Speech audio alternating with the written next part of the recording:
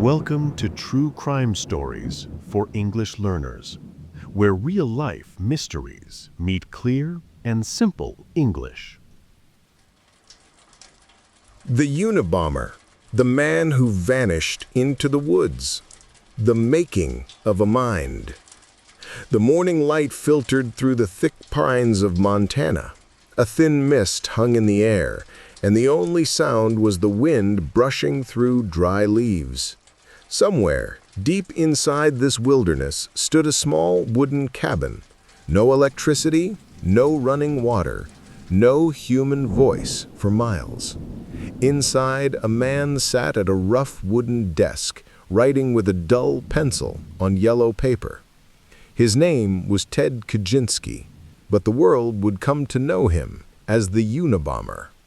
He paused for a moment, staring at the words he had just written. His handwriting was small, almost obsessive.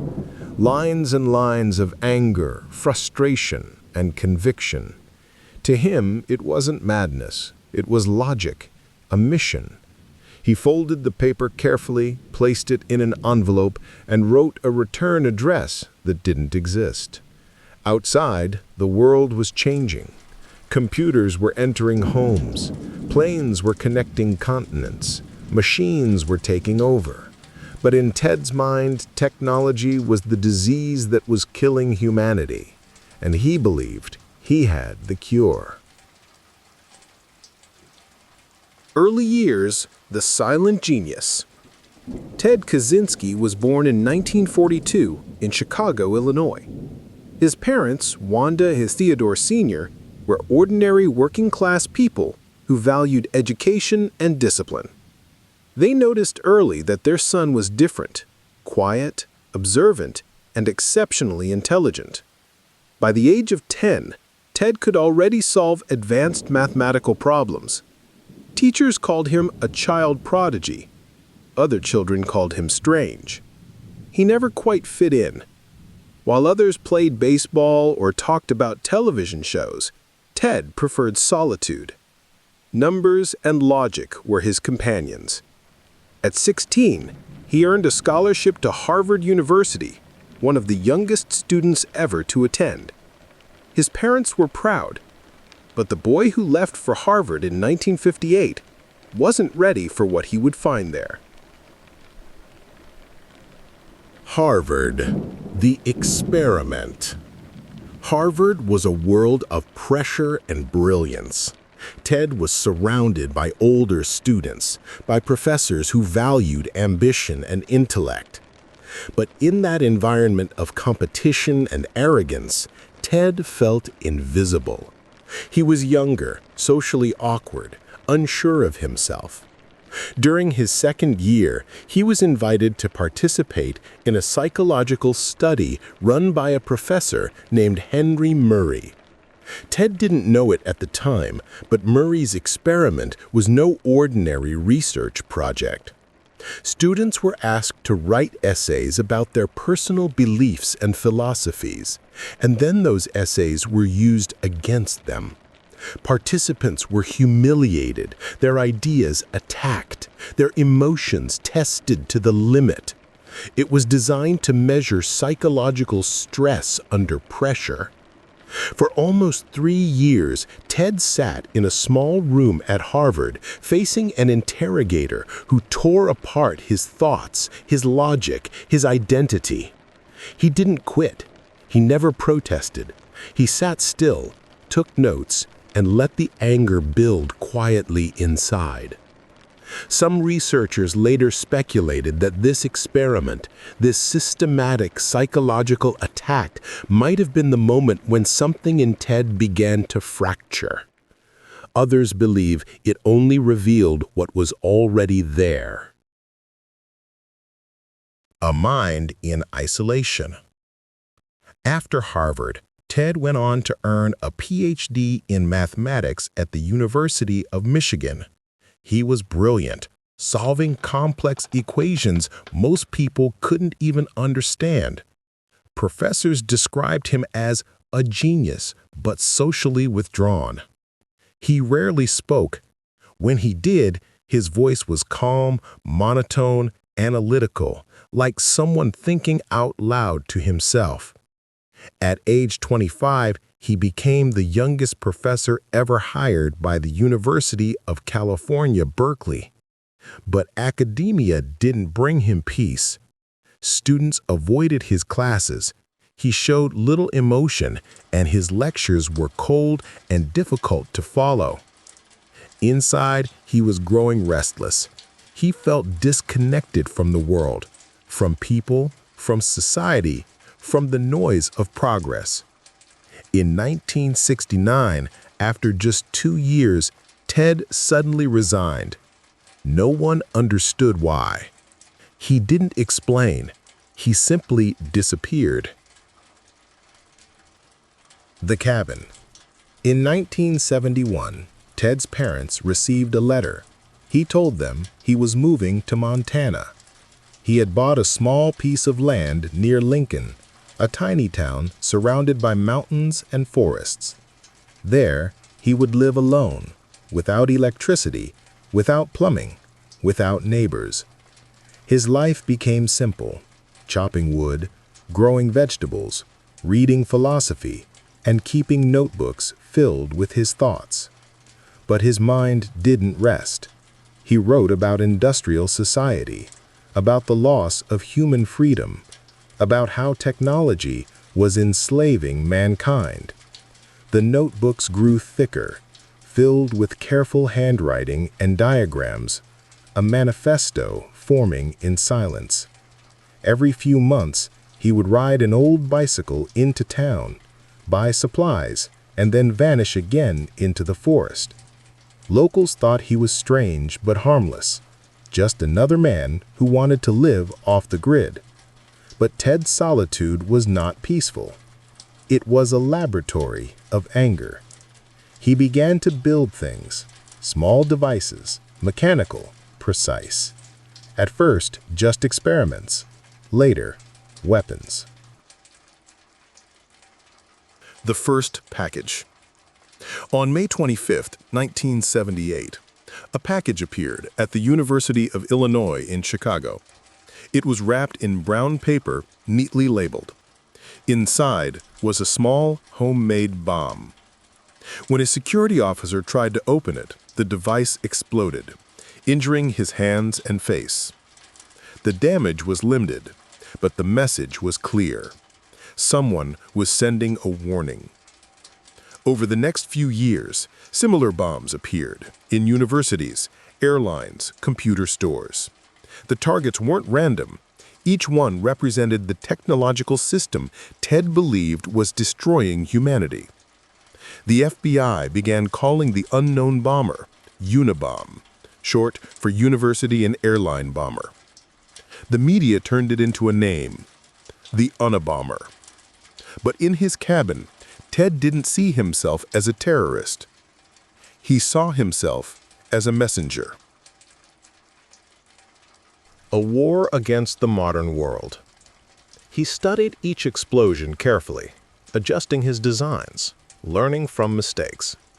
His bombs were handmade, built from scrap materials with wooden parts carved by hand. He left no fingerprints, no electronic components, nothing traceable. Each device was unique, part of his obsession with control and perfection.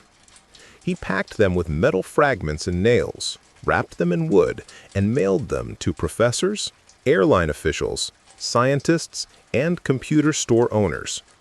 He wanted to hurt the system, not random people. But people were hurt. Some died. Between 1978 and 1995, Ted Kaczynski carried out 16 bomb attacks across the United States. 3 people were killed, 23 were injured. But what made his case terrifying wasn't just the violence. It was his ability to disappear. No one had seen him. No one knew where he lived. The Unabomber seemed like a ghost, a phantom with perfect knowledge of how to hide in the modern world he despised. The Hunt. For nearly 2 decades, the Unabomber haunted America. He didn't kill often, but when he did, it was shocking, precise, and seemingly impossible to trace. His letters to newspapers, his homemade bombs, and his strange coded markings kept investigators awake at night. He wasn't just a criminal, he was a riddle. The investigation begins. In 1979, one of his bombs exploded on American Airlines Flight 444, en route from Chicago to Washington, D.C. The device failed to ignite a full explosion, but it released thick smoke that filled the cabin. 12 passengers were treated for smoke inhalation. Had the bomb functioned as intended, it could have destroyed the plane. The FBI realized this was no small case anymore. A national task force was formed, the Unabomber Task Force, combining agents from the FBI, ATF, and the Postal Inspection Service. Their mission? Find the man who was attacking the modern world. But the Unabomber left no digital footprint, no online traces, no phone records, no fingerprints. His bombs were masterpieces of low-tech design. One agent said, "He's the only terrorist in America who refuses to use technology. That's why he's impossible to catch." Years passed. Leads went cold. Evidence went nowhere. The FBI created psychological profiles. Some said he was a disgruntled airline worker. Others thought he was a scientist gone mad. No one guessed the truth. A former Harvard genius living alone in a 3-by-3-meter cabin powered only by rage and intellect. The letters. In 1985, the Unabomber's attacks escalated. A graduate student named John Hauser lost 4 fingers in an explosion. Later that year, a computer store owner in Sacramento was killed instantly when he opened a wooden box left at his shop. The killer's pattern was evolving. His messages were growing darker, his motives more ideological. He began to include notes, short typed letters expressing his hatred toward modern society and those who promoted technology. He called his victims agents of the industrial system. Each word was chosen carefully, almost philosophically. He wasn't threatening people for money or revenge. He was fighting a war of ideas. The Manifesto. By 1995, Ted Kaczynski was ready to speak to the world. He sent a letter to the New York Times and the Washington Post demanding that they publish a long essay, a 35,000-word manifesto titled Industrial Society and Its Future. If they did, he promised to stop the bombing campaign. The letter was signed simply FC, Freedom Club. The FBI was divided. Should they give a platform to a terrorist? But experts argued that publishing it might save lives and perhaps even help identify the writer. So, on September 19, 1995, the Washington Post published the full manifesto. It was one of the strangest moments in media history, a terrorist's philosophy printed in black and white for the entire nation to read. Ideas in the shadows. The manifesto was not a rant. It was calm, methodical, almost academic. It argued that technological progress was destroying human freedom, that industrial society had become a system of control, that the only way to reclaim autonomy was to resist and dismantle the technological machine. He wrote, "The Industrial Revolution and its consequences have been a disaster for the human race." He explained how humans had become dependent on systems that robbed them of purpose, identity, and dignity. To many readers, the ideas were shocking, but disturbingly logical. Some environmentalists and anti-technology thinkers found fragments of truth in his words.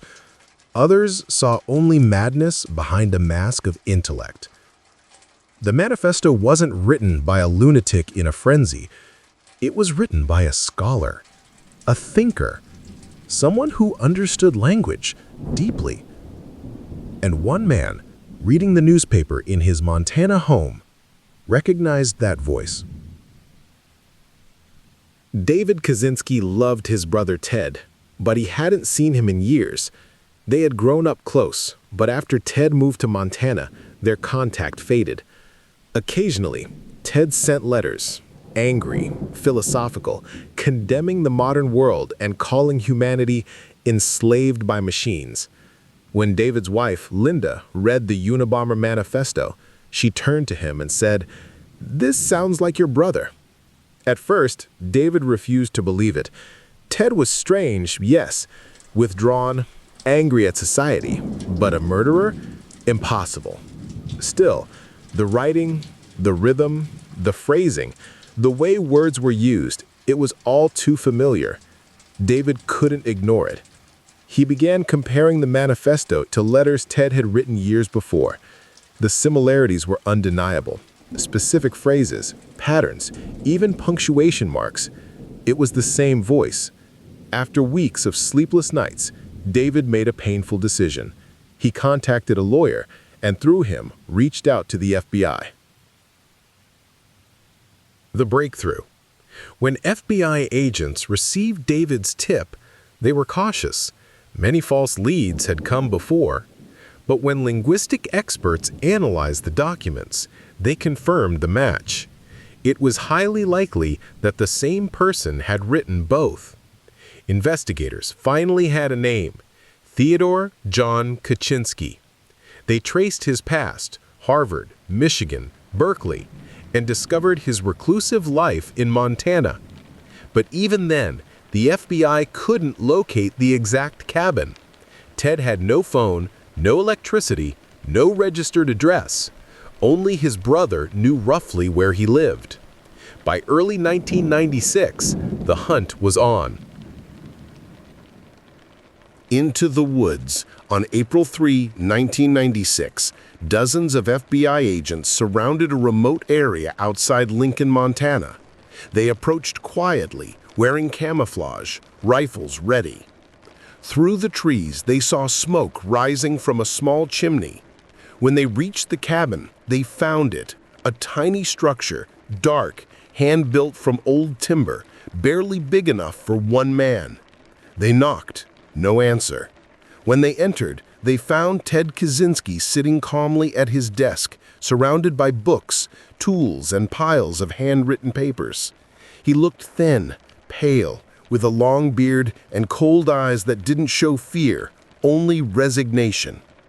On the shelves, agents found bomb components, metal fragments, chemicals, and detailed diagrams of explosive devices. It was all there, years of planning, methodical and precise. And hidden among the papers was the original copy of Industrial Society and its future. The ghost had a face. The arrest. As the agents led Ted out of the cabin, the world's media began to arrive. Helicopters hovered overhead. Cameras flashed. The image of the wild-looking man being taken away in handcuffs became one of the defining pictures of the 1990s. The Unabomber, the most elusive domestic terrorist in American history, had been caught. But even then, he said nothing. No apology, no explanation. Only silence. The trial and the legacy. The news spread like wildfire.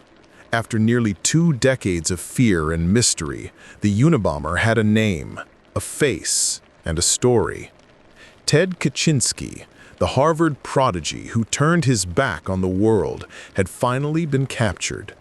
But even as he sat in a prison cell, silent and alone, the questions began to grow louder. Who was Ted Kaczynski?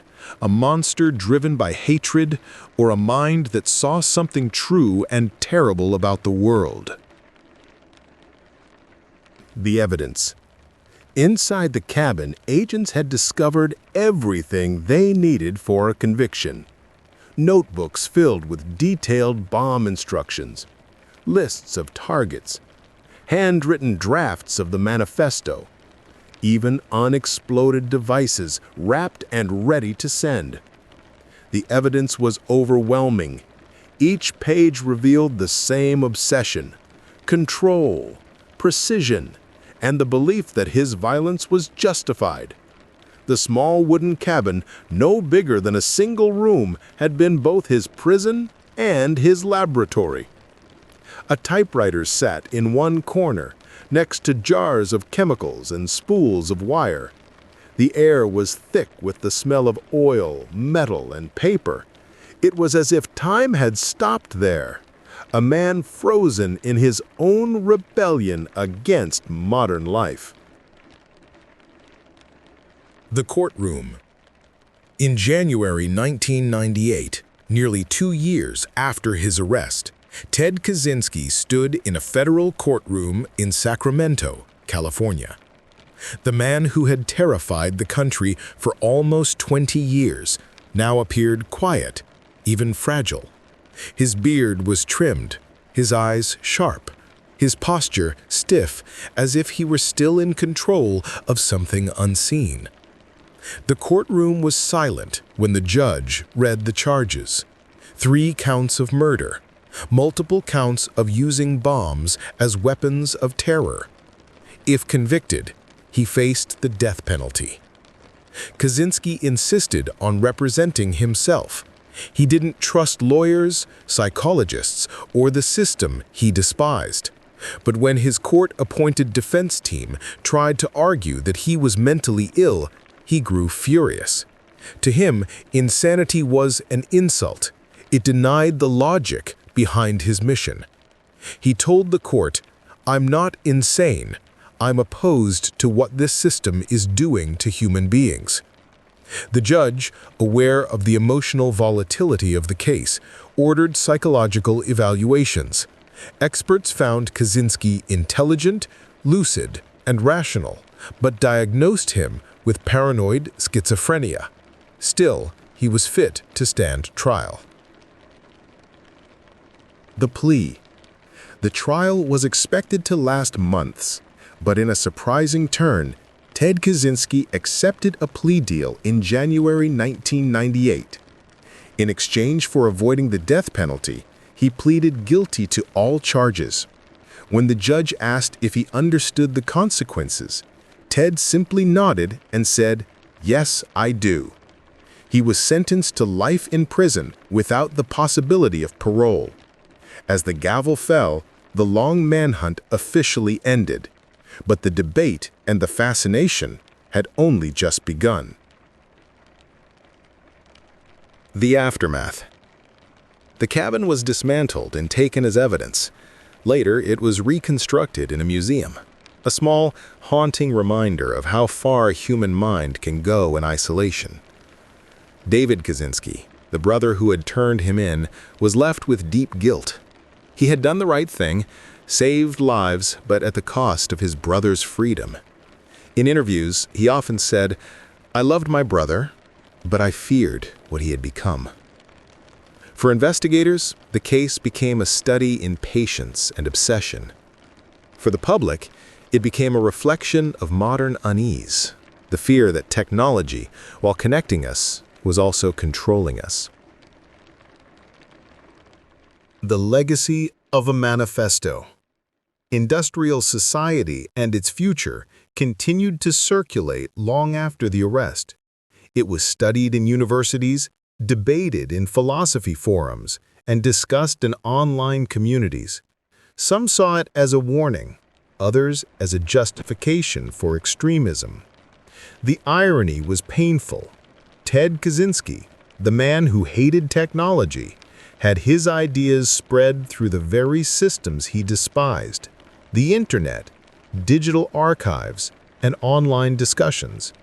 The manifesto's central argument was chillingly simple: that modern life had become an artificial prison, that people were losing autonomy and meaning, that freedom was being traded for comfort. Many dismissed it as the reasoning of a killer, but others couldn't help noticing, in an age of smartphones, algorithms, and surveillance, that some of his predictions were coming true. Life in prison. After his conviction, Kaczynski was sent to the ADX Florence Supermax prison in Colorado, one of the most secure facilities in the United States. His cell measured just 7 by 12 feet. He had no human contact except for guards and occasional mail. He spent his days reading, writing letters, and continuing to argue his philosophy through correspondence with journalists and academics. He refused interviews with mainstream media, but answered handwritten questions from curious thinkers. Some letters were cold and analytical. Others showed flashes of humanity. A man aware of what he had become, yet unwilling to regret it. When asked if he felt remorse for the people he killed, he wrote, "I'm sorry for the victims, but I'm not sorry for my actions. The system had to be challenged." He remained consistent, the same logic, the same conviction. A man trapped between genius and delusion. The end of the story. For years, Ted Kaczynski lived in silence behind the gray walls of ADX Florence. But even there, his ideas escaped through books, articles, and the endless curiosity of a society both horrified and fascinated by him. In June 2023, after more than 25 years in prison, Ted Kaczynski was found dead in his cell. He had taken his own life. He was 81 years old. His death closed one of the longest and haunting chapters in American criminal history. But his story and the questions it raised refused to fade. Reflection: the paradox of the Unabomber. Ted Kaczynski wanted to destroy technology, but it was technology that made him famous. He sought isolation, yet his words reached millions. He tried to stop the future, yet became a symbol of it. His story is not just about violence. It's about the thin line between intellect and obsession, between truth and madness. In a world growing faster, louder, and more connected, his warning still echoes, a whisper from a cabin in the woods. The machine does not serve us, we serve the machine. Epilogue. The forest where Ted once lived is quiet again. The trees have grown around the space where his cabin once stood, hiding the scars of the past. Only the wind remembers, the sound of a man writing alone, believing he could change the world with words and fire. Another dark chapter closed, but the mystery of human nature continues. Thanks for listening to True Crime Stories for English Learners. Don't forget to subscribe and join me next time for another real story that's stranger than fiction.